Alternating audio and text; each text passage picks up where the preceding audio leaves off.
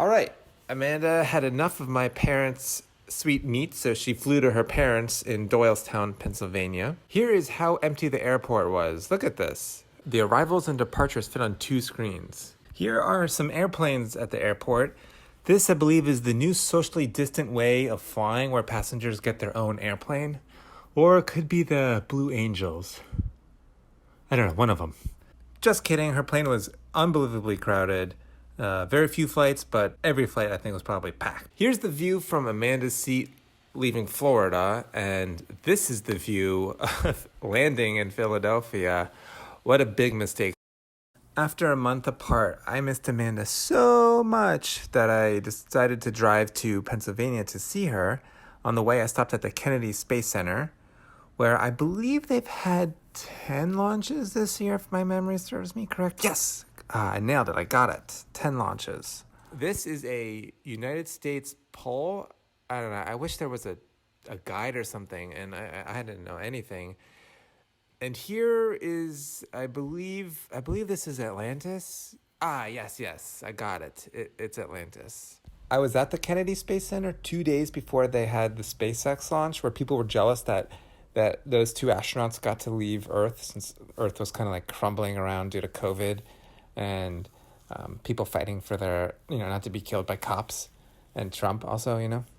Well, I arrived in Doylestown in time for Amanda's birthday, and this was a staged photo. We don't cut cake together, and when we do, we don't look away from the cake while cutting it. My first morning, I went to breakfast at the local bagel place, and this was the scene as I arrived. Someone decided to drive into the bagel place. My guess is that since it was COVID, people are like, oh, everything has a drive-through. So this guy just kind of rammed it in. And this is the guy who got hit. They put him on a stretcher, and I felt bad for him because there were lots of bystanders just like watching and filming this guy. Like, leave him be, people. Okay, more destruction in Doylestown. A strong storm blew down some trees, and here's me fixing it. I used an axe, but then the axe broke, so I hammered in the axe, and I had some scissors because I had to cut some things, and I'm very handy. They thought I did such a good job with the trees that they wanted me to cut Amanda's grandfather's hair. And I thought he looked quite dashing before and after, but more after because of my great cutting job. All right, folks. All right, all you're fun heads. We have been sidelined for the last 3 months. The coronavirus, has been completely solved. It's June 8th, so if you wanted to figure out if that was a joke or not, it was. We've honestly had a pretty good time staying with first Alex's parents and then my parents, but now we're excited that it's time to finally start our big adventure again. We're going to Lancaster, Pennsylvania. Ever heard of it? There's Amish people there and whatnot, and our car is significantly less full with stuff. We were really rushed when we were packing up. We were not really thinking that clearly. The car was basically the driver's seat was empty, but everything else was packed to the brim.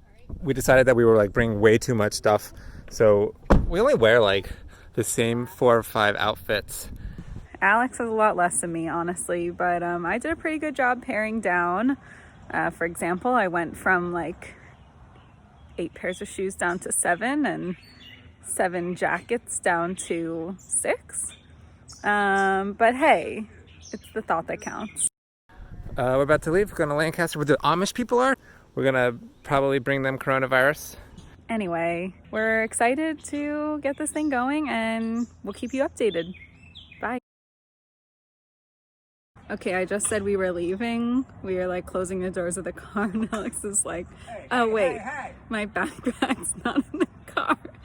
Amanda's probably talking shit about how silly it was that I forgot. Yeah, I forgot because I had to help her do stuff. I had to help her carry stuff out. Which is the one thing that he needs. So he just went back into the house to get it, and we're gonna try this again. So yeah, I forgot, but I remembered.